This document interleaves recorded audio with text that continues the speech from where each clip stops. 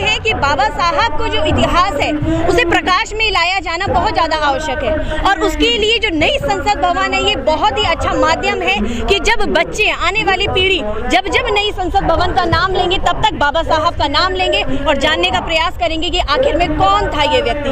और रही बात, आपने निजीकरण की बात करी है, तो जैसा कि मैं आपको बता दूं कि जो हमारा आरक्षण की व्यवस्था थी वो सामाजिक समानता लाने के लिए थी, जो अभी तक भी भारत में सक्षम साबित नहीं हो पाई है। तो इसके लिए हमारा संगठन ऑल इंडिया परिषद डॉक्टर उदित राज जी, डॉक्टर ओम सुधा जी के नेतृत्व में यह मांग करता है कि निजीकरण बंद हो, और यदि निजीकरण होना बहुत ज्यादा अनिवार्य है तो इसमें आज भी आरक्षण की व्यवस्था होनी चाहिए कि जो लोग मुख्य धारा से रह चुके थे उन्हें मुख्य धारा में लाए जाने का प्रयास किया जाना चाहिए। बिल्कुल हो पाएगा संभव। देखिए, ऐसा है कि संगठन चाहे अलग अलग होंगे लेकिन सबका टारगेट एक जैसा है, और मैं नहीं समझती हूँ कि इस मुहिम के लिए हमें किसी एक संगठन की आवश्यकता है। इस मुहिम के लिए भारत के हर एक नागरिक की आवश्यकता है, चाहे आप हो कोई भी हो, क्योंकि जो संविधान भारत रत्न द्वारा लिखा गया है वो सिर्फ और सिर्फ दलितों के लिए नहीं है, महिलाओं के लिए नहीं है, किसी लेबर के लिए नहीं है, वो भारत के हर एक नागरिक के लिए है। तो ये आपका भी दायित्व बनता है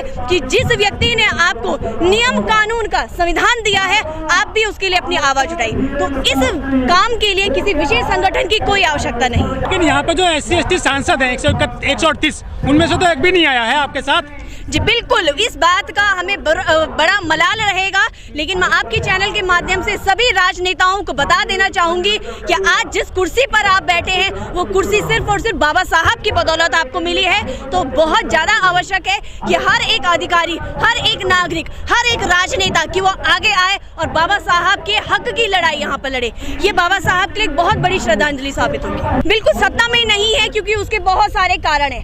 हमारे लोग तो आज भी इस मुहिम में आगे नहीं आए क्योंकि कहीं ना कहीं उन्हें सामाजिक मतभेद का सामना आज भी करना पड़ता है। आप शहरों में जाइए तो हम शहरों में कहते हैं कि अब जातिगत भेदभाव नहीं होता है, पर जातिगत भेदभाव तब होगा कि जब आप शहरों में अपनी असलियत के साथ रहेंगे। शहरों में आके लोग कास्ट बदल देते हैं, अपनी पहचान छिपा लेते हैं, तो कहीं ना कहीं समाज में जब इंद्र सिंह मेघवाल जैसा केस हो सकता है, हमारे उत्तराखंड में एक सूखी ढांग का केस हुआ था कि जहाँ पर भोजन माता अनुसूचित जाति की होने पर, आप लोगों ने भी वो खबर देखी क्योंकि बच्चों ने खाने का बहिष्कार कर दिया। मैं एक बात सोचती हूँ कि जिन बच्चों को नाक पोंछना तक नहीं आता उन्हें ये जाति का भेदभाव कौन सिखाता है। तो अब वर्तमान में भी ये सारी कुरीतियां हैं जिस वजह से हम लोग आगे नहीं आ। मैम एक सवाल और आपसे, बाबा साहब की मूर्ति तोड़ी जाती है पूरे देश में बड़े पैमाने पर, वो नाम कैसे सहन कर लेंगे बाबा साहब का संसद पर? करना पड़ेगा क्योंकि आप भी उसी भारत की जनसंख्या का हिस्सा है और हम भी उसी भारत की जनसंख्या का हिस्सा है। मैंने जब ये कैंपेन चलाया था तो मुझे कई सारे लोगों को इस बात से भी सामना करना पड़ा कि ये जो संसद भवन बन रहा है ये आपका और मेरा नहीं है, 140 करोड़ जनसंख्या का है।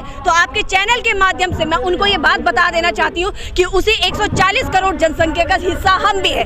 डिसीजन क्या होगा ये हमें नहीं मालूम है, पर हमारे पसीने के हर एक बूंद सिर्फ और सिर्फ बाबा साहब के लिए पुकार करती है कि नई संसद भवन का अगर ललाट चमकेगा तो सिर्फ और सिर्फ बाबा साहब के नाम पर। यदि सरकार नहीं मानते तो कहां तक जाएगा आपका आंदोलन? बिल्कुल, हमारा आंदोलन जिस प्रकार से आपने कृषि आंदोलन में देख चुका है कि जब बातें मनवाने पे आते हैं तो आदमी किस हद तक जाता है, तो हम भी यही अपेक्षा करते हैं कि सरकार हमें विवश न करे और हम भी ऐसा ही कुछ करने को मजबूर हैं।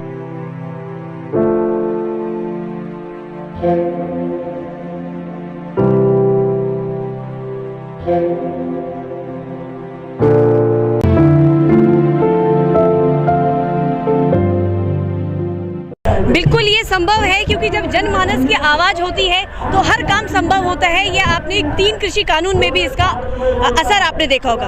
रही बात, जैसे आपने पूछा है कि आज जो ये महारैली का आयोजन है क्या ये बाबा साहब के नाम पर होना चाहिए या नहीं, तो इसमें मेरी सिर्फ एक ही मांग है कि सिर्फ और सिर्फ बाबा साहब के नाम पर होना चाहिए। जिस प्रकार खेल रत्न राजीव गांधी से मेजर ध्यानचंद ही सुशोभित होता है, इसी प्रकार संविधान का जो मूल आधार, जो संविधान की आधारशिला है वो डॉक्टर BR अम्बेडकर के द्वारा लिखी गई है, तो उनके समतुल्य कोई दूसरा नाम नहीं है। तो ये हम लोग की मांग है कि बिल्कुल जो नई संसद भवन है उसका नाम सिर्फ और सिर्फ डॉक्टर भीमराव अंबेडकर होना चाहिए। तो आपसे मैं एक बात पूछना चाहूंगी, क्या उदित राज जी एक प्रथम और अंतिम व्यक्ति है कि जो बीजेपी से कांग्रेस या कांग्रेस से बीजेपी में गए? मैं आपसे ये सवाल पूछना चाहूंगी। ऐसे भारत में बहुत सारे लोग हैं जिन्होंने दल बदला है, लेकिन उदित राज जी की एक खास बात है जो शायद आपकी नजरों में कभी नहीं आ पाई, चाहे वो बीजेपी में रहे हो चाहे कांग्रेस में हो, लेकिन उन्होंने निरंतर दलितों की आवाज उठाई है। मैंने ऐसे राजनेताओं को भी देखा है जो गद्दी पर बैठ तो जाते हैं पर आवाज नहीं उठाते, लेकिन मेरे उदित राज जी पे वो दम है कि वो संविधान की धाराओं को मानते हुए चाहे किसी भी पार्टी से रहे हो, लेकिन आवाज हमेशा दलितों की उन्होंने उठाई है। क्या लगता है कि मोदी जी मानेंगे आपकी मांग को? बिल्कुल मांगेंगे, क्योंकि मोदी जी के लिए भी वही नियम कानून लागू होते हैं जो आपके लिए और मेरे लिए होते हैं। मोदी जी के लिए भी संविधान निर्माता बाबा साहब ही हैं, तो उन्हें बिल्कुल बेशक माननी होगी हमारी ये बात कि नई संसद भवन का नाम हो तो डॉक्टर भीमराव अंबेडकर। किसानों ने आंदोलन किया था 13 महीने, 700 किसानों की मौत हुई थी, तब माननी है सरकार? जी बिल्कुल। तो ये एक एग्जाम्पल सेट हुआ है सरकार के लिए। अंततः निर्णय ये था कि सरकार ने अपने तीनों कानून वापस लिए हैं, तो हम वर्तमान सरकार से ये अपील करते हैं, गुजारिश करते हैं कि ये गलती पुनः दोबारा ना हो और कानून लाना और ये दोनों ही अलग मैटर है। यदि नाम आ जाएगा बाबा साहब का संसद के ऊपर, तो दलितों को फायदा क्या होगा इससे? देखिए ऐसा है, फायदा तो घर के आगे नेम प्लेट लगाने से भी कुछ नहीं होता है। अगर आपके घर के आगे, मैं अपनी बात पूरी कर देती हूँ, अपनी बात पूरी कर देती हूँ, घर के आगे जब नेम प्लेट लगाता है तो उससे व्यक्ति को एक सुकून और एक मान प्रतिष्ठा महसूस होती है। तो मैं समझती हूँ कि बाबा साहब जिनका नाम पूरे विश्व में बसता है, जिनका डंका पूरे विश्व में है, आप गूगल करके देखिए symbol of the knowledge doctor BR Ambedkar, तो उनके नाम पर ये होना बहुत ज्यादा आवश्यक है। और मैं एक और बात वर्तमान सरकार को कह देना चाहती हूँ कि इसमें आप हमें आंदोलन के लिए विवश ना कीजिएगा। लेकिन देश में तो हिंदू राष्ट्र की बात चल रही है, मनुस्मृति की बात होती है। जी नहीं, तो मनुस्मृति की बात हो चाहे इस्लामिक धर्म की बात हो, किसी भी बात की धर्म हो, लेकिन ये मुद्दा इन सब बातों से परे है। बाबा साहब ने विज्ञानवाद, तर्कवाद की बात की है और पूरा भारत उसी पर ही चलता आया है और चलता आया है।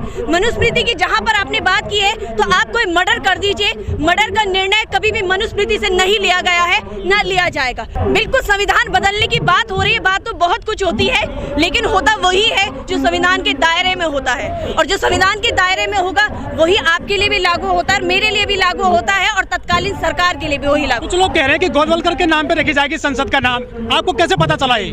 बिल्कुल, ये हमारे भी कुछ सूत्र हैं, जैसे कि आप लोगों के पास कुछ जानकारियां आ जाती हैं, हमारे पास भी आती है, और नाम किसी का भी हो हमें उससे कोई आपत्ति नहीं है, पर हमें इस बात से आपत्ति है कि अगर बाबा साहब का नाम संसद भवन में नहीं हुआ तो बहुत उग्र आंदोलन आप सभी को देखने को मिलेगा, जिसके प्रत्यक्ष प्रमाण आप लोग भी होंगे। और दूसरी बात मैं कह देना चाहती हूँ कि जैसे भारत में एक नारा है कि दलितों की संख्या 85% है, तो आपके चैनल के माध्यम से मैं उन दलितों को आगाह और चेतना जगाने आई हूँ कि वो 85% की कीमत बताने का मौका आ चुका है कि आप आइए और अपने हक अधिकार। लेकिन आप जो डिमांड कर रहे हैं, ये कहीं मीडिया में खबर नहीं है आपकी जो मांग कर रहे हैं आप? बिल्कुल, हमारी मीडिया में खबर नहीं है, क्योंकि मीडिया में पर्याप्त संख्या में हमारे रिपोर्टर भी नहीं है, और आप जैसे बुद्धिजीवी लोग आए हैं, आप लोग पढ़े लिख कर यहाँ पर आए, आप लोगों ने बाबा साहब का इतिहास भी जाना होगा, तो आप लोगों से हम ये अपेक्षा करते हैं कि आप जैसे और भी साथी हमारे साथ जुड़े और इस मुहिम को परवान चढ़ाएं। देखिए बिल्कुल ये बात आपने सही कही है, पर इस बात से पहले ये बड़ा सवाल है कि हमें आंदोलन की आवश्यकता ही क्यों पड़े? क्या आप जैसे बुद्धिजीवी लोग नहीं चाहते कि जो भारत रत्न है, जिसे ज्ञान का प्रतीक माना जाता है, उसका नाम संसद भवन पे हो? मैं एक बात कहना चाहती हूँ कि इसे आंदोलन का वाक्य दिया ही क्यों जा रहा, आंदोलन का शब्द दिया ही क्यों जा रहा? तो मान्यवर, जब आप इस रैली में आए होंगे तो आपने हमारा बोर्ड और पैम्पलेट भी उसमें पढ़ा होगा, जिसमें एक मुद्दा ये भी है कि निजीकरण का विरोध हो, और अगर निजीकरण होना बहुत ज्यादा आवश्यक है भारत के विकास में, तो वहाँ पर आरक्षण व्यवस्था होना जरूरी है। बिल्कुल, जो खामियां हैं उन खामियों को दूर करने के लिए आप जैसे चैनल है, आप जैसे कैमरे हैं, कि जिन तक हम अपनी बातों को पहुंचा पाएंगे। ये किसी भी व्यक्ति के लिए संभव नहीं है कि भारत के 140 करोड़ जनसंख्या के पास जाए, घर घर जाए और उन्हें चेतना दे सके। उसमें आप लोगों की अहम भूमिका रहती है। तो आप लोगों के चैनल के माध्यम से मैं आप लोगों से भी आग्रह करना चाहूंगी कि आप लोग जिस दिन अपनी भूमिका को साकार साबित करेंगे, तो उस दिन भारत में ये चेतना भी आएगी और लोग अपने हक अधिकारों के लिए खुलकर लड़ पाएंगे। लेकिन जो बीजेपी में एक मंत्री है हेगड़े साहब, वो तो कह रहे हैं कि हम संविधान बदलने आए हैं, आप कह रहे हैं कि बाबा साहब के नाम पे संसद रख दीजिए आप नाम। देखिए, संविधान को बदलने का हिम्मत अभी तक किसी में नहीं है। आप संविधान को तोड़ सकते हैं, मरोड़ सकते हैं, पर उसे खत्म अभी तक आप में से या मुझ में से कोई नहीं कर सकता। और जिस दिन ये बात आई उस दिन पूरा बहुजन समाज विवश हो जाएगा। और बहुजन समाज ही नहीं, सिर्फ आपको भी विवश होना चाहिए कि जो संविधान, जो नियम कानून आपको न्याय दिलाते हैं, उसके हक अधिकार का संरक्षण करना आपका भी दायित्व बनता है। कोटा को तो आप रोक नहीं पाए, क्या आपको लगता है कि विवश होगा? जी बिल्कुल, हम लोग नहीं रोक पाए और उसके पीछे हम असफलता को अपना मानते हैं, लेकिन हमने ये नहीं कहा है कि हम गूंगे हो चुके हैं। हम बिल्कुल अपनी आवाज उठाएंगे। आपने बिल्कुल इस बात की बात करी, मैं ईडब्ल्यूएस कोटे पे आना चाहूंगी कि आपको मालूम होगा ईडब्ल्यूएस कोटे का जो क्राइटेरिया है वो है आपका 8 लाख रुपए सालाना, सही कह रही हूँ शायद मैं। और वही अगर हम SC ST कोटे की बात करें तो वो है 2.5 लाख या 3 लाख ज़्यादा से ज़्यादा। तो 8 लाख का मतलब होता है कि जो व्यक्ति मासिक आय ले रहा है 65,000 या 60,000, वो व्यक्ति गरीब कहाँ से? यानी कि ये सरकार की कहीं ना कहीं हमारे साथ एक धोखा है। और उसमें आपके चैनल के माध्यम से मैं सारे बहुजनों को जगाना चाहूंगी कि जागिए और अपनी आवाज़ को उठाइए।